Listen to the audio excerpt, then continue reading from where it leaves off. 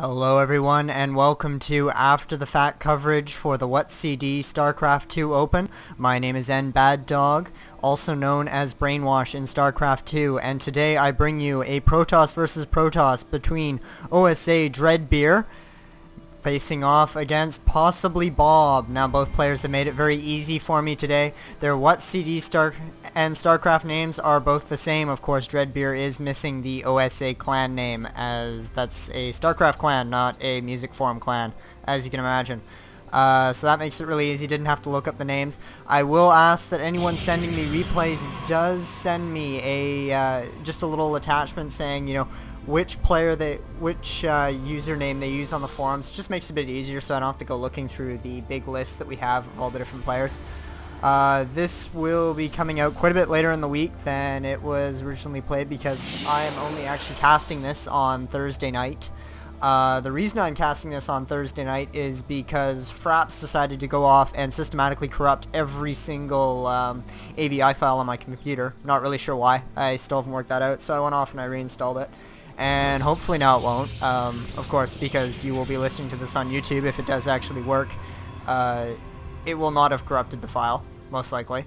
I can't imagine that it will manage to corrupt the file and I'll still get this up to YouTube. I certainly can't imagine that making any sense. I am still trying to get a little bar across the top of the screen that just says which players are which, but haven't worked out how to get that to work with Fraps yet. Still, you know, mostly because I had to reinstall and reset all my settings for Fraps. It's just been a bit of a mess. So I was sitting here eating dinner and watching some StarCraft 2 replays, and I thought, you know what, I've got replays of my own to cast, so why don't we cast those?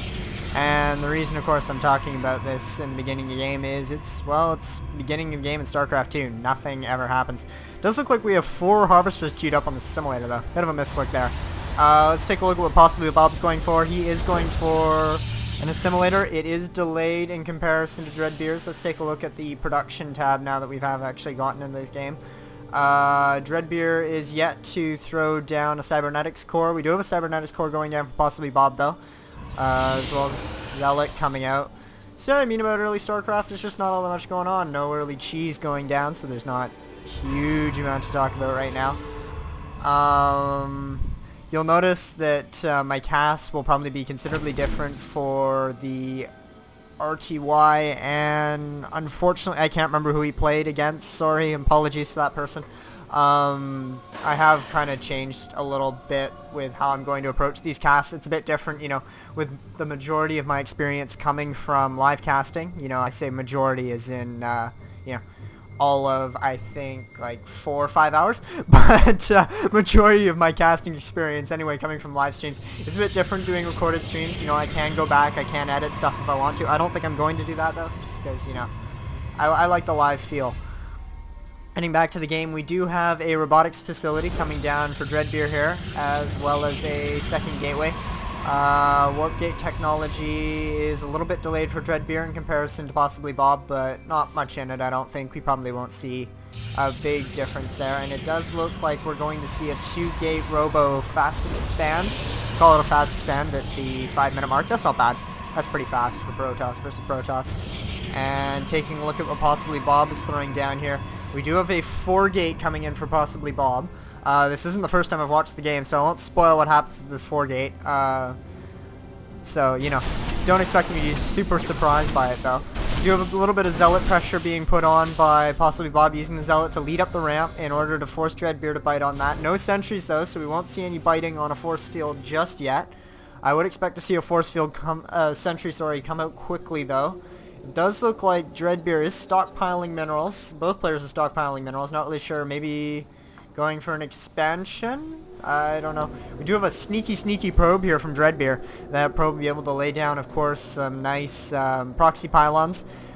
Usually you see the proxy pylon in here because it's a bit safer. You can warp units in on the defensive. You can warp units in over here. But this pylon is a bit more hidden, so I can certainly see that. And there we go. We do have the pylon coming down from PossiblyBob. And he does have Stalkers reinforcing this, so you'll see a 5-Stalker, 1 Zealot push against a Sentry, Stalker, and 2 Zealots for Dreadbeard. He should be able to hold this with a reasonable force field placement. And there we go. There goes the Zealot to try and get Dreadbeard to bite, and he doesn't. And there we go. He seals out those sentries now, and the sentries back off. The sentries are going back to the base, which, as you can see, I alluded to earlier, It has to be one of the more anticlimactic 4 gates on the planet. He decided to build 4 gates, warped in, 3 more stalkers, and then went home again.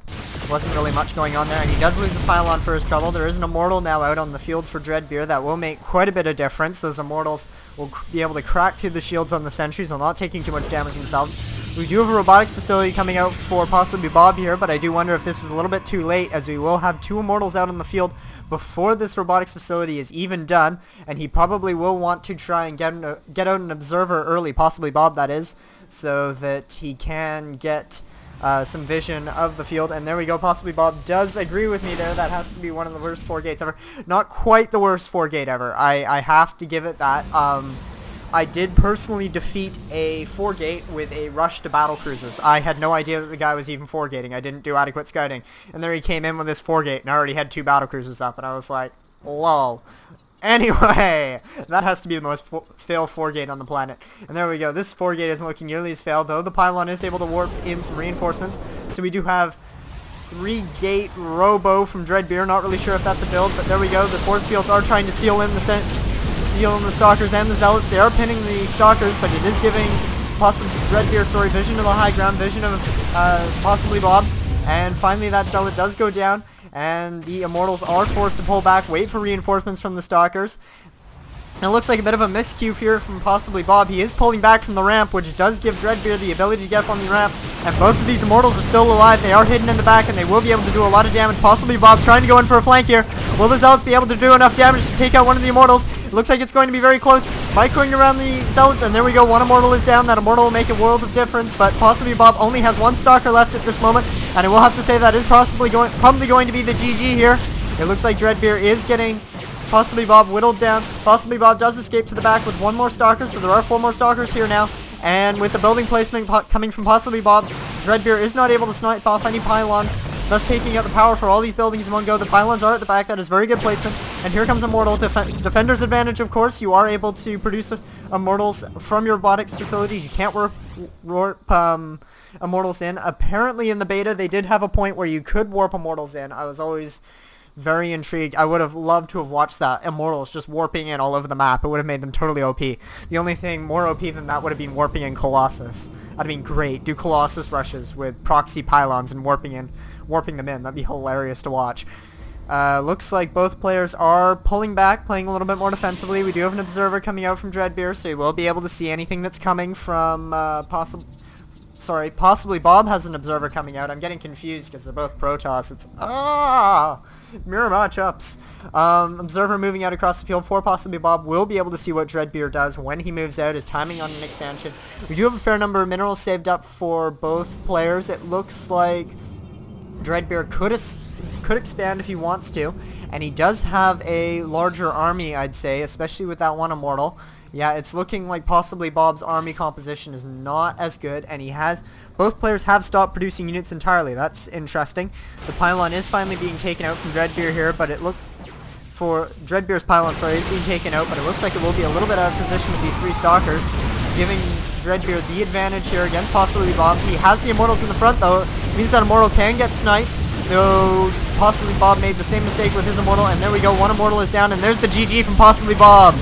Excellent, ladies and gentlemen. Thank you very much, and I will be back very shortly with game number 2 between the 2 Protoss players, PossiblyBob and Dreadbeard.